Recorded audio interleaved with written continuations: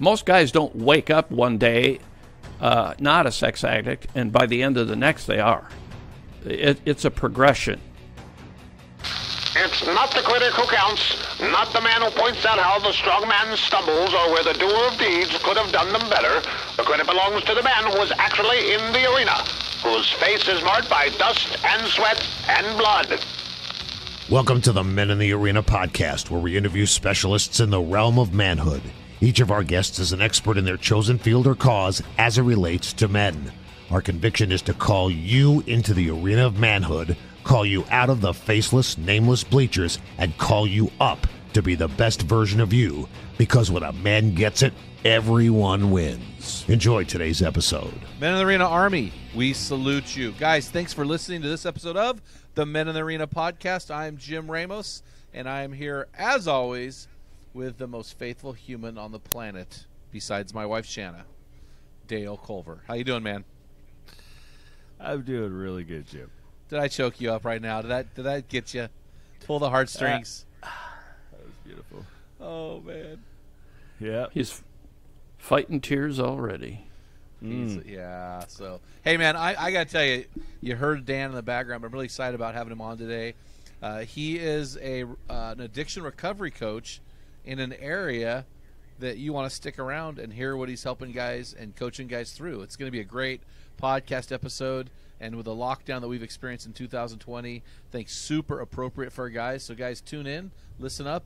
You're going to have a great time today with Dan. So, hey, guys, also want to let you know, make sure you send us a hero story. Again, you know, Jesus is the famous one. He's put you on display in front of your family. You are the hero in that family. If you get it, everyone wins. When you don't get it, everyone loses. And, guys, we want to hear your hero story. So let us know what God is doing. Let us know where you've come from, where you're at. We love to hear that stuff. It encourages us. And make sure you go on and write a positive review about this podcast as it helps you. And so we're super excited about that. So make sure you take some time. Visit our website, meninthearena.org. We have a brand new website. It is awesome. Dale, what's the man word for today, buddy? The man word is bold. Oh, that's Kinda interesting. like my essence. Mm-hmm. Oh, my gosh. Bald? You mean bald? Oh, that's an A. Bald. Yeah, that's it. Bold as in your essence, bald as in my essence. So that's an interesting right. man word for today based on our guest and his ministry. So why don't you explain that for me? Well, yeah, it's the definition of it is shown an ability to take risks, confident and courageous. And I think we're all about that. I think sometimes men need to be bolder than they really are in life, and instead of just sitting back and playing it safe. Be bold, go do those courageous things, be confident, study, know your stuff, and be confident in doing what you're doing, and take calculated risks. Yeah, the Bible says that God has not given us a spirit of fear, or another translation says timidity, but of power and love and a sound mind. And so we need to be bold out there and stand. Our country, our culture is messed up, and it is because of a bunch of gutless cowards who fill the churches and speak up never. And so it is time for men to start standing up. Like I was going down my feed on social media, and Dolly Parton posted something about COVID and don't be afraid, get your shot. And so I just responded right back. How about don't be afraid and don't get your shot? I don't care about the vaccine, but I'm like, don't call somebody something they're not. And we're always hearing these lies, and we just have to stand up against them. And so at some point we have to stand up with boldness because things are going south, and we got to be really careful. And so I appreciate that word. Hey, I want to bring on our guest today. Super excited about this guy, Dan Wobschall. He's going to come on right now. He's 59 years old, lives in Orlando, Florida, soon moving to Texas in May. He's going to move to San Antonio, Texas. So he's been married to his beautiful wife, Julie, of 36 years. Dan currently serves as director of Gateway to Freedom at Be Broken Ministries. He's currently the executive director for BoldPath Life Strategies, which is where Vanilla Dale got his word bold. Now I know. He's a sexual addiction recovery coach for men has been contributor to the Covenant Eyes blogging team, and we are a partner ministry with Covenant Eyes, guys. And so we love those guys. He's worked with them at various Covenant Eyes events. He is a sex addiction recovery coach. And we've had a lot of guys on the show that have dealt with sex addiction, but we've never had a sex addiction recovery coach on the show. So I'm really excited to bring him on. Dan, how you doing today, man? Hey, I am better than I deserve if I dare steal something from Dave Ramsey, but it's true. I'm very good. It's a thrill to be here with you and Dale today. Well, we're excited to have you on, and we've got some questions. I mean, you bring a little bit different slant to sex addiction and pornography and lust, and so I'm really excited to dive in. But before we dive in, can you take a few minutes and give our guys some personal story, some hobbies you like, just a little bit more about yourself so we can put everything into context? Absolutely. First of all, I've been married, as you said, for 36 years to the same woman. Her name is Julie, and we have 3 grown daughters and a son-in-law and a grandson. We love them dearly, and that's the reason, honestly, Jim, we're moving to Texas. Is our youngest daughter, and her husband had the nerve to take our grandson to Texas with him, so we'll follow them there. I grew up in a small town in Minnesota, 9,000 people. Wow. That's where I met and married my wife. And the story from how I wound up in this ministry is purely a God redemptive story. But hobbies, oh man, love the ocean, love the hills and valleys, love to travel and see those. I enjoy reading, and I'm a music guy. I've played electric guitar, acoustic guitar, was a drummer, was your average at those, and I'm a little bit of a tech weenie too. I like video production and audio production. I've done some of that in my past. I find all that stuff relaxing because it's different from everything else. Yeah. And we all need those things that fuel us too, and those things do. Mm-hmm.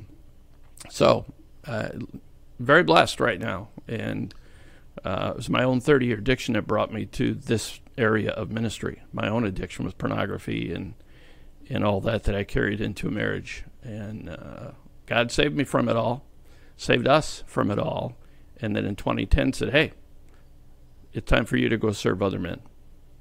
Wow. So when you say 30-year porn addiction, when did that start and when did that stop? The first exposure to pornography I had was 12 years old in my home for my dad's stuff. Found it by accident, and from that day forward, it just took greater and greater control of my life until eventually I was the one opening the door to its further control. And by the time I met my wife and we got married, I was full-blown addiction into pornography, masturbation, going to strip clubs. At that time, I was working in law enforcement as a 911 dispatcher and a part-time patrol officer. And there isn't a strip club in the country that if you show up with a police badge, they waive the cover charge because they like cops in their strip clubs because it keeps the peace. Gosh, that's interesting. And that's the life I was living. Now, that was a long time ago, and I don't know if that's still true today, but if I know anything about the industry that feeds these challenges for men, I doubt whether they've changed any. There may be law enforcement departments that have different policies on that, but I doubt the establishments have changed their mind. And what happened is bringing all that into my marriage that my wife didn't know about. She knew about the small town public servant, spit shiny image that I built serving my small town community for many, many years.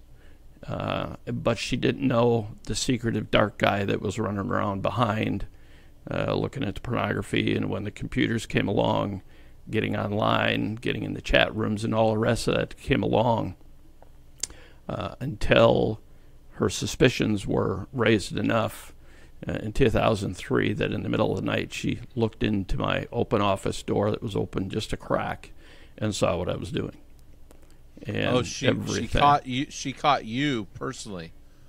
Oh, yeah, wow. she caught me doing what I'd been doing for a long time. And to say that our life exploded is not true. It imploded. It reminds me of watching one of the buildings that are imploded, and they simply collapse in on themselves. That's what life felt like.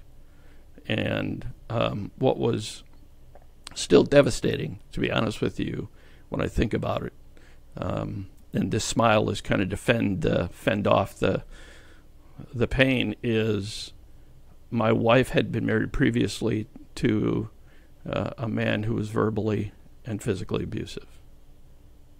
And I had made a promise in front of God and everybody that I would protect her, and told her I would never hurt her like that again. And the day she discovered my activity, it was like she had been beat up all over again, but it was emotional. Wow. Now, I never physically touched her, but she at one time told me, I think it would have been easier for you to punch me than for me to discover that. And it absolutely destroyed the solid foundation that we had for a marriage, even though I built part of it on a lie. And that was painful. That was very painful. And so I realized, now understand, I'd been involved in the church my entire life up till now, served in our church alongside my wife. I grew up going to church with my parents every Sunday as a kid, right up till I was 18. Kind of stepped away from the church until I got married, and then Julie and I, as our kids came along, we were back in the church, very active. And I'm serving alongside all kinds of good people in the church, but still living this second life. I was still building an image that I wanted the public and people to believe while I was living this other very dark life behind. And when all of that was exposed in that moment, I thought I was about to lose absolutely everything. And what I thought I had was a right faith to Jesus really was not. It was all head knowledge. It had never made the trek, that infamous 12 inches, to my heart and soul. And it was in the getting caught that the path to true salvation for me began in 2003. So 2003. So I guess I was taking notes here. Then as I was taking the notes, you've answered all the questions. I guess my question is, what happened next? I mean, something happened because you're on a better path now. What happened next with your marriage? What happened next? You were caught, but were you exposed publicly? I mean, you lived out kind of a nightmare experience for a lot of guys, right? Caught in the act. Yeah. And so what happened next? Well, some of it is very clear. Some of it is I remember the pieces, but I don't necessarily always remember them in order. And I think that's the struggle, but it's difficult. So let me unpack that as quick as I can. Okay. After I got caught, I actually was diagnosed in a clinical depression. That diagnosis came after I attempted to commit suicide with my car. Oh, wow. There was a time where I was so overwhelmed by what was happening. I was living a false faith, something I thought was genuine. My whole life was now coming apart around me, and I didn't have anything rock solid to stand on. I thought everything was going to be gone because my boss at work with the ambulance service had a talk with me and said, I don't know what's going on with you, but your coworkers can't stand to work with you right now. We don't know what happened to Dan that was here a couple of years ago, but he's left. Wow. You're a powder keg every time you come to work. I was oblivious to that I had become that man. So that Friday, I lied to my wife about where I was going on a Friday, and I said, I'm just going to go for a drive. And my entire plan was to go out around the lake in our small town, aim my car at this infamous tree that was known for biting vehicles that drove past it. Okay, that's a little public safety humor. We're kind of sick and twisted in our humor. Okay, it's just truth. And I was going to put this car into that tree and be done. That's where I was at. So as I made the curve, I looked at the tree, stepped on the gas, and looked up in my rearview mirror to make sure there was no witnesses, because I didn't want anybody to see it happen. Because I wanted it to, if it wasn't over quick, didn't want anybody there to step in too soon. And when I looked in that mirror, I saw an image of my 3 daughters. And I did not have a picture of my 3 kids in that mirror. Like a lot of people, you've seen them, they stick a picture. I didn't have a picture like that up there, but I saw them. I took my foot off the gas, stepped on the brake, and made that curve, and then drove about 3/4 of a mile to a city park, a boat ramp, and sat and stared at Clear Lake in the small town of Waseca for the next hour and cried, wondering, what do I do now, and what am I going to tell my wife when I get home? Wow. And after an hour, I still didn't have an answer to either one of those questions. I just knew that I'd been spared for whatever reason, and I needed to do something. So I went home. Don't think I looked like I'd been crying. Maybe I did, but I didn't say anything to my wife.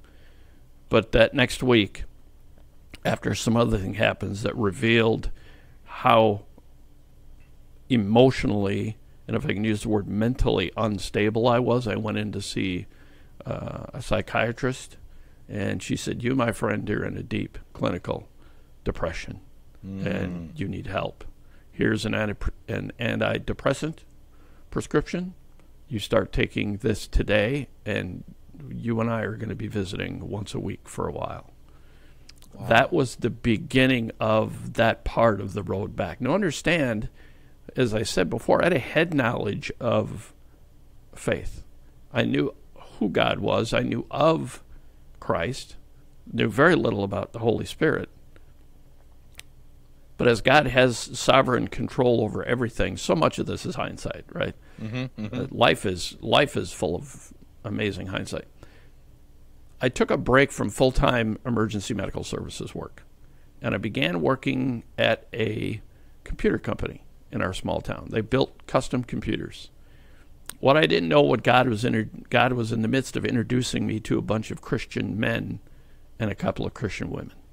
I mean, true believers. Part of in that introduction, I met 4 brothers in our community who were a cappella singers. All of them loved Jesus. And after about a year working there, they said, hey, we're going to do a release of a CD. We need some stage people to help with the concert. Are you in? And I was like, anything music? Sign me up. Okay. I told I'm the music nerd. So that night,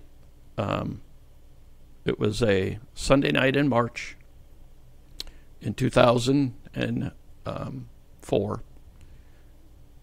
Went to that concert, and after it was done, there was prayer beforehand, of course, in the green room, and the show went off. Everything was beautiful. I went home that night feeling different. That's the only thing I could, to this day, that's the only word I can describe, is I felt different. The next morning, a Monday, after my wife was off to school, she was a paraprofessional at this point because all of our kids were old enough, they were in school. I sat on the couch at home, listened to 2 songs from this CD, Shine on Us, an old hymn, which a lot of people may not be familiar with. You got to be old enough, as old as dirt like me, to know that. And then Holy, Holy, Holy. And I'm going to try to get through this. As I sat and listened to those 2 songs in repeat, I felt the weight of decades just weigh on me. And much like the prodigal, I felt like I heard and saw the Father say, I've been waiting for you to come home. And I didn't invite Christ into my life. I begged him into my life in that moment. And that Monday morning, near the end of March, Christ began to rebuild a very broken man, a very broken life, and a very broken family.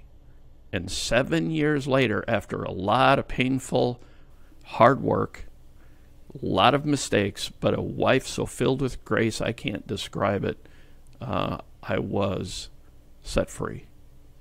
Wow, that's really powerful. And then in the midst of that freedom, I heard God say, now it's time for you to go tell your story. And as the Big Daddy Weave has got a song that says, my story, I have no story to tell without Jesus Christ as my Savior in it. And that's where ministry to men suffering from sexual struggles and addictive and destructive behaviors began for me. Wow, that's really powerful. You said something I thought was really interesting. You said it was like the prodigal son came home, and you were attending church faithfully and regularly and historically at the time. And I think there are a lot of guys listening to this podcast who are going to church and doing the Christian thing, but essentially are prodigal children who need to repent and come home. And so that was really powerful to me. Just because you're in a church doesn't mean that you're following Jesus. And so that is really good. And what we tell guys all the time is what God told you, now tell your story, that, hey, God can take your mess and turn it into your message. So tell us about what is the mission of Be Broken Ministries, and let's start there. Well, our mission is to help men, women, and children come to a restoration of wholeness in Christ in their sexuality, and then lead others, equip others to do the same. Now, I've paraphrased that a little bit, but my part in the men's ministry and director of Gateway to Freedom to lead that is really where my sweet spot is. As it says, right, you guys say, when men get it right, I'm paraphrasing your statement, but when men get it right, it changes everything, okay? Yes. Right? So goes, as the men go, so goes their marriage, their family, the church, and culture. Yep. It's by God's design. So, and so in 2015, when I met Jonathan Doherty and the guys at Be Broken, or in 2012 rather, my first dialogue with them was then. In 2015, they said, hey, would you be interested in joining our team? I looked at my wife and I said, well, what do you think? And she said, what do you mean, what do you think? That's a no-brainer. The answer is yes. And God has been faithful and opened doors. And I pinch myself, Jim and Dale, when I sit here in an environment like this, having this kind of a conversation, going, what in the world is a holy heavenly Father doing, inviting me in to literally an arena like this to be a voice to encourage another man? I struggle with seeing that as how. Yeah. I'm not worthy. I'm not worthy of that kind of stuff. Well, but God. I appreciate that, and I agree wholeheartedly with that statement for all of us. So let's dive into this thing for these guys listening. So, and I have this all the time. This is just something that comes up all the time. At what point? So, I would just start by saying this: lust is a sin. Lust is wrong. Pornography is wrong. Pornography is a sin because it's lust driven. So I want to get that on the table, and then I want to say that as a caveat, because my next statement might sound like a lesser statement. It's not. At what point is a man who struggles with pornography a sex addict? So I think any time that we engage in lust, that's a sin. But at what point is it an addiction that's out of control? How do you guys identify with Be Broken Ministries? How do you identify when a man is addicted? Yeah, that's a great question, Jim, because many men ask that. Am I an addict or not? Do I need help or not? And I think we need to draw the distinction between an addict and somebody who's struggling. And here's what addiction looks like. I'll give you 4 simple points. And this is something that we believe is true. We've grabbed a hold of this. You can find some of this information on our partner as well, Covenant Eyes. It's on their website. They have great material. We have it as well. So let me just give you these 4 things. Here's 4 signs that your sexual activity may very well constitute an addiction. Number 1 is you're doing it secretively. You're hiding it, and you're hiding it from everyone. Okay? So if your sexual behaviors are occurring in the shadows, as I told you mine were, there's a sign. Number two, your sexual behavior is not part of a monogamous same-sex union, marriage. So it's hollow. There's no meaning in it. There's no real, true intimacy in it. There's no true emotional connection in it. Okay? Abusive. Right? Is the sexual behavior abusive to yourself? To another? Is it in my case, is it becoming, it manifests itself in abusiveness in how I was talking to my wife, how I was treating her emotionally and verbally. Okay, not just self-abusive, but it became abusive in language and mood altering. I can't even tell you how many men that I talked to and have mentored and counseled that were in the same scenario that I found myself. Your emotions are all over the place. And it takes very little. The deeper I was into my addiction, it took less and less to break that camel's back with that final straw. So those are some things. In other words, when you see this, these things are evidence of a behavior or a substance, if you can call pornography or sexual addiction a substance. It controls you because they are driving the product, the drugs, the alcohol, the porn, the prostitute visiting is driving your behavior. So this is really interesting to me. You did not give me the answer I was expecting.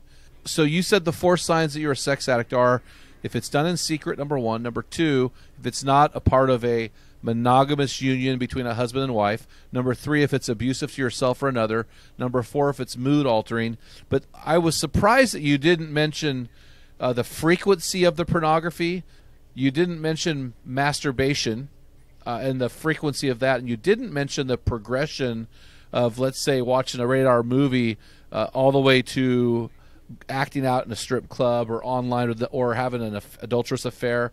So how come those aren't engaged or involved in these 4 sex addict signs? That's a great question. Here's part of what that looks like. In the abusive or hollow, a number of those things that you mentioned can fit there. The behaviors. We're talking about the indications that it's abusive. There's a behavior that's attached to that abusiveness. The hollow, there's places and behaviors attached to that. Prostitution is one of them. That's hollow. What most men are seeking is intimacy, and they are going to a prostitute to find that. Even if they're not conscious of it, that's going to leave them hollow because that true intimacy is not going to be found there. That is not how God designed intimacy to be experienced. So masturbation is the same thing. It can actually be abusive. There have been men that have physically hurt themselves from the frequency of masturbation. They've physically harmed their genitals from it. They've actually injured themselves on purpose as part of getting that next high that they weren't getting because they've been at it for so long they needed to go to the next level. Wow. So all of that is wrapped up in there, Jim. And our ministry has talked to men that have experienced all of those. And mood altering, I tell you what, I could come home from a 18-hour day in doing our work as in an ambulance or a tough 8-hour shift at the 911 dispatch center, and I was not a happy man when I got home. I was exhausted. I was angry. 2 hours in front of the computer and some behavior that didn't belong there, my mood was different, but it didn't stick. That was also hollow. Gosh, so that is really interesting. Yeah, I hope that answered your question. Well, it does. It's just really interesting because when I see this question, when I ask this question, of course, I'm always going back to, where am I on this spectrum, right? Because I think every guy struggles with lust. So I'm like, absolutely. I guess I didn't understand it because I'm not a sex addict, because I don't understand the abusive to yourself or another. I don't understand the mood altering. I mean, lust, the secret thing is pretty common with lust, right? Behavior, I think any guy who engages in lustful behavior, that's never going to be a part of a monogamous union, right? You're alone, or you're with another person, or you're doing something, So to me, I was questioning this, going, this doesn't make sense to me, but I guess it doesn't because I'm not this guy. Yeah. No, I guess. I didn't start. No, and I doubt that you are. Most guys don't wake up one day not a sex addict, and by the end of the next, they are. Correct. It's a progression. But it can go from, like, if I can put it this way, a casual use where it's not an outright addiction, but it will grow if something doesn't get in the way of stopping it, and it will become those things. And that's the old slippery slope. Where does it cross over? And there's no timeline that's unique that you can say, this is how long it takes for every guy. Because there's so much of what's happened in their life and how they're wired that influences how quickly or slowly it truly becomes an addictive behavior. Well, and the thing that we're addressing here, Dan, is not, hey, how far can you go before you need to get help? We're saying if you masturbate to pornography once a month, you need to knock it off. So we're saying it's always wrong. At some point, there's an addictive behavior that's destructive and out of control, but it's always wrong. Just one of the things I've been working on in my own life is personally getting angry or frustrated with events that I can't control, or I could have controlled and I didn't. And I'm dealing with that right now, so I'm trying to wrap my brain around that as a growth area. I'm not an anger addict. I don't have an anger issue. Dale, shut up. I'm just working through an area, just like a guy with lust over here has to work through that area to a life of holiness. That's what we're saying here. And so you got caught. I mean, you got caught, and that was a catalyst for your healing. But what have you found, Dan? What keeps most of these guys from coming forward and asking for help? Isolation is one of the most dangerous things, as you well know, for men. And an addict, it's even more powerful, because as you've been living in isolation for a while, they realize they have a problem, but the guilt and the shame and the fear is so heavy. Fear of the things I experience. What's going to happen if my boss finds out? My children find out their dad is doing this. What's going to happen? My spit-polished image in this community, the guy who had the Hometown Heroes article written about him. What's going to happen? I can't say anything to you, buddy. I'm going to destroy all that. Those kinds of things, or the great lie, there's nobody else that's as bad as me. There's nobody else that's doing what I'm doing. I'm the only one. Those are the lies that years and years of being trapped by the use and abuse of these, whether it's porn or all the things attached to it. We believe those lies, and fear of confessing is so overwhelming that they just live in secrecy, and they drive themselves further and further and further into isolation, and until somebody gets caught or something happens where they're forced to confront it. So many guys will live in shame and fear. Here's another thing that's attached to this, and I'll stop after this if you have something else, but guys want to know. There are men who want help, but they're like, I don't know where it's safe to go. Who is it safe to tell? And unfortunately, there's too many churches in America today that it's not safe for a man to come forward to his church leadership and say, I got to struggle with pornography. Especially if that man is in church leadership or the pastor. Because unfortunately, the old saying, we shoot too many of our own. That sounds horrible, and I know in light of everything that's happened recently, that was probably a very bad choice of words. But unfortunately, it's happened. Here's a stat for you guys, and I got this information from a 2018 survey from Covenant Eyes.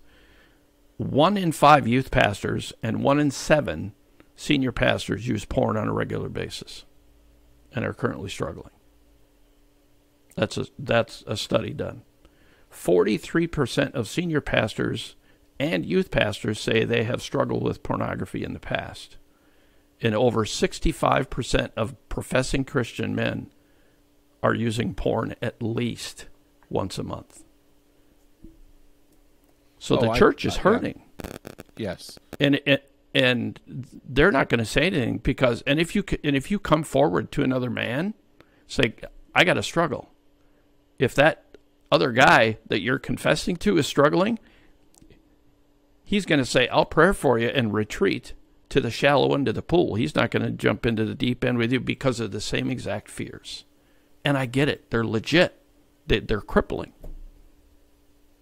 No, this is really powerful. I actually thought the statistic for pastors was higher than that. So that was pleasantly surprising. But when you say... And this is 2018, so these things probably have not gotten better, unfortunately. No, well, I do think Covenant Eyes has gotten better. And I do think some of these organizations, yes. I mean, just having Covenant Eyes on my devices, all of our board, they're mandated to have it on their devices, our staff. Just knowing that my wife gets my reports is all I needed. It's all I need. Yeah. If I know that I would ruin her life. But you talked about this fear, and you said fear is so heavy. And I think one of those fears you mentioned was talking to your wife. So your wife caught you, so you dealt with a violated wife. What kind of impact does discovery or a confession of betrayal and porn abuse have on a wife? What's the actual effect on these women? How do these women actually handle it compared to what these men fear? Well, here's the odd dichotomy in that. When I got caught and eventually started to confess the levels of what was going on, I felt better. It was like a weight came off me. What happened is my wife felt like she'd been metaphorically riddled with a machine gun. They get the weight. They get the weight on them. Right.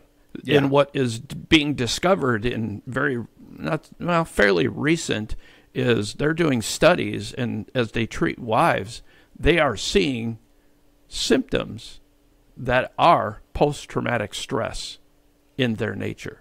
These wives are experiencing true post-traumatic stress from what's happening to them. And unless they are able to step into a place, an arena where they can find a voice of comfort and understanding to make sense of what they're experiencing. Because what happens with many wives is, there's eroded trust in a marriage. But a wife could ask, many wives have said, I don't even think I can trust myself anymore. How did I not see this? How did my wife not see that in me for 19 years? Yeah.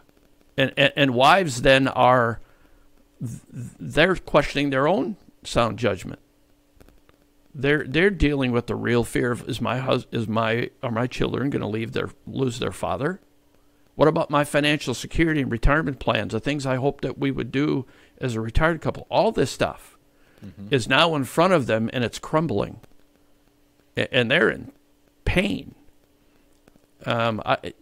It's incredibly difficult for the wife. And as much as a husband wants to help her, I'm sorry, right at that moment, he's not the guy to help her. Yeah, so the fears that a guy has about his wife's reaction are true. She's not going to handle it well. And so that's something. And now here's something I'd like to say to the wives. I know we've got a lot of women listening to this podcast. Our minds as men are wired differently than you, and we are visual, where you are audible and verbal. And I think women, ladies, don't get caught in the trap thinking your husband's just fine. Engage him in a conversation. Ask him questions about lust, pornography, masturbation, and just know that there's probably some kind of sporadic, at the very least, history. But don't shrink back from the questions. Engage the question, because if this guy's got a problem that he's hiding from you, you might be his greatest fear. So engage that men. Do you think there's some truth to that statement? I mean, do you think that if women would engage the men, I'm saying the pornography problem's the man's problem, but a wife can engage in the conversation. Right.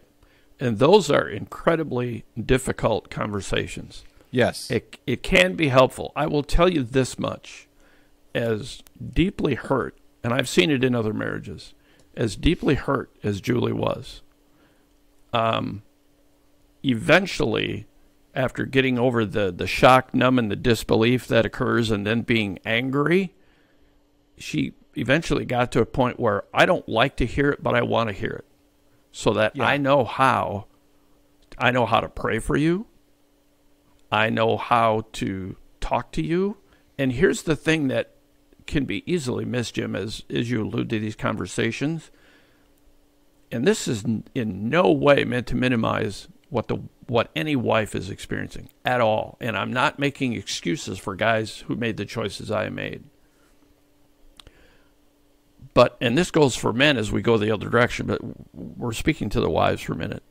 As they come to understand what their husband is going through, and what's more, as important, what led up to the behavior, that can take away, that's not the best statement, can help diminish some of the painful impact, at least by understanding what's driving it. Because here's a truth, and I'll put it in a medical perspective in a second. Hopefully this helps the listeners, is the behaviors I had and that many men had, going to a strip club, to masturbate, watching the porn, going to see a prostitute, those things are not good, and they are a problem. Yes. For the vast majority of the men, they are not the problem. The problem is the 12-year-old, 10-year-old me, or another man listening to this, who heard things like, why do you have to be so stupid? Mm-hmm. Why can't you be more like so-and-so? You are such a failure. I wish you had never been born. Okay. Bullied in school. We're not very athletic, and we're all these things that shape the emotional system and then shape belief systems from an 8, 10, 12-year-old child in a way that is emotionally wounded, many of them very deeply, by even abuse, sexual abuse. They bring those injured, wounded 12-year-old emotions into the life of a 40-year-old man, and that 40-year-old man is responding emotionally from those 12-year-old wounds. And when he's confronted with a stress in life, 40-year-old me went right back to the same thing that I went to at age 16 to find my medication. So what these guys have to be willing to do, and I had to do, is look back and where's the wound? You find the wound, you address the wound and begin to heal it, and then the behaviors that are changing will stick. So we're running really short on time, but I still want to ask you two questions. So is there, do you guys offer a test or a way a guy can see if he has a real problem? Is there something that he can take on his own if he's concerned about his habit of pornography or lust? What do you have can there? You can go to Covenant Eyes. They have an article it's from February 2017. It's entitled, "Am I a Sex Addict?" And there is a self-test there that they can use right in that article. It's a great thing. It's free, and they can take a look at that. So it's an article. The best part, it's an article, but it has a sex addict self-test, and there's a bunch of questions that they can read and answer for themselves, and that will give them insight whether they have what might be a true addiction. Now, not all guys who come to us are addicted. They just have identified, you know what? I don't think I'm addicted. It's not changing my life, but I'm dealing with this, and I don't want it to get there. Yeah, that's a really good. We're going to include that link in our equipping blast for men, guys. So, and then we'll put it in our show notes. So Dale will make sure that happens.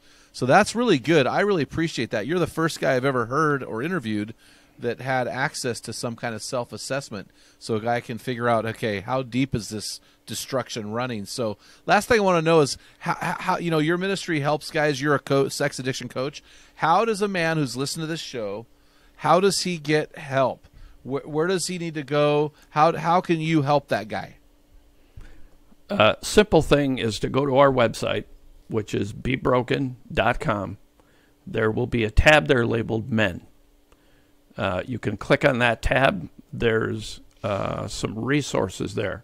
There's some free online courses they can take immediately. The first 7 days for men is one. There's a thing there with 10 tools to start combating their sexual addiction. If you want to speak to someone, they can reach out to me through the ministry. They can call the ministry. It's 210-822-8201. My extension is 106. Or my email is very simply dan@bebroken.com. They can reach out to us that way, and I'm glad to have a private confidential visit with them, either by phone or by Zoom. If we can help them with our 3-day intensive, the Gateway to Freedom, we hold 11 or 12 of those a year in Texas and Florida, and they're an intensive.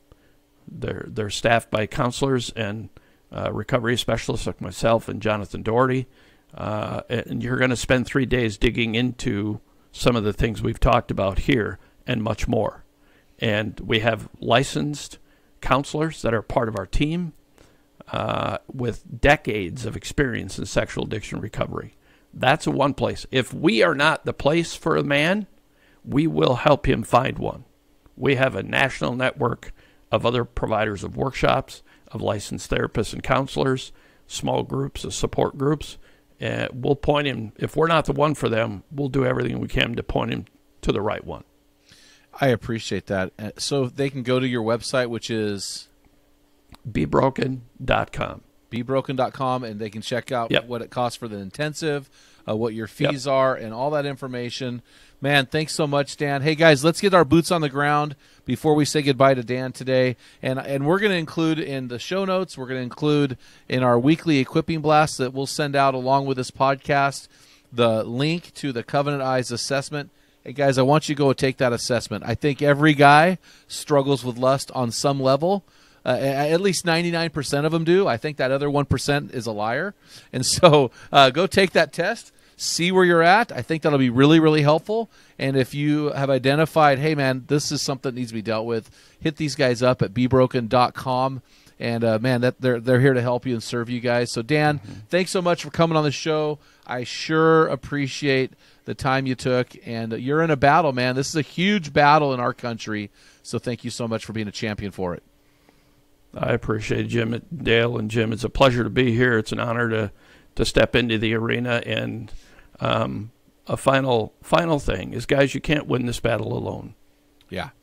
Brothers are born for adversity. That's why we're all here to help one another, arm in arm, shoulder to shoulder, step in the arena and let another man walk alongside you.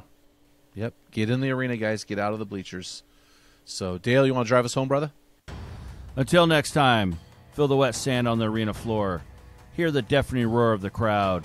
Taste the sweetness of victory. Smell the stench of battle. Get in the game. Get dirty. Grind it out. And be a man. You've been listening to the Men in the Arena podcast. If you hunger to be your best version, then join thousands of men from around the world in our Men in the Arena forum on Facebook. This is the best place to have open discussions around the topic of biblical manhood. Make sure to explore our website at meninthearena.org, sign up for the weekly equipping blast, and take advantage of our many free resources designed to help you become your best version of a man. Thank you for listening to this episode of the Men in the Arena podcast. Remember, when a man gets it, everyone wins.